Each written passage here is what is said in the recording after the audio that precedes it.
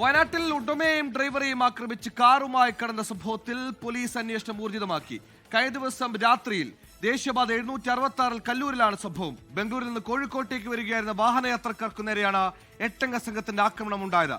സംഘം തട്ടിയെടുത്ത Innova car പിന്നെ കിലോമീറ്ററുകൾ ദൂരത്ത് നിന്ന് പോലീസ് കണ്ടെത്തിയിട്ടുണ്ട്.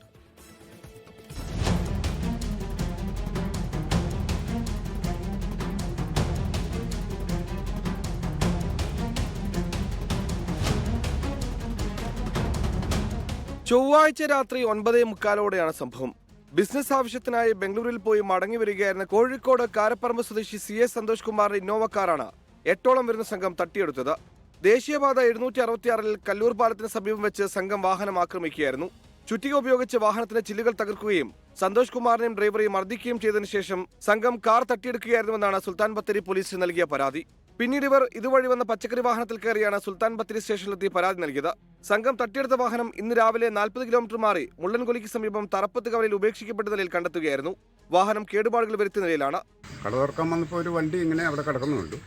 കട തുറന്ന് ഇവിടെ ഈ ലൈറ്റ് വെട്ടം ഉണ്ടായിരുന്നു. ഞാൻ അവിടെ പോയി നോക്കുമ്പോൾ അതിനകത്ത് ആരെങ്കിലും ഉറങ്ങി വിശ്രമിക്കുന്നുണ്ടോ എന്നറിയാൻ വേണ്ടിയിട്ട് ഞാൻ ശ്രദ്ധിച്ച് നോക്കി. അപ്പം ആരും കണ്ടില്ല.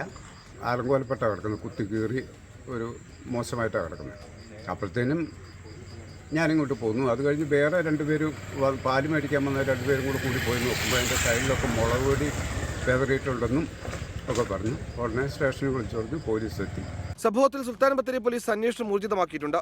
വാഹനം ആക്രമിച്ച് തട്ടിക്കൊണ്ടുപോകാനുണ്ടായ കാരണമടക്കമാണ് പോലീസ് പരിശോധിക്കുന്നത്. 24 വയനാട്. ലോകത്തെവിടെയായാലും ഏത് സമയത്തും 24 വാർത്തകളും ഓഗ്മെന്റഡ് റിയാലിറ്റി പാക്കേജുകളും എക്സ്പ്ലെയിനറുകളും വിശദമായി കാണാൻ ഞങ്ങളുടെ YouTube ചാനൽ നിങ്ങൾക്ക് സബ്സ്ക്രൈബ് ചെയ്യാം.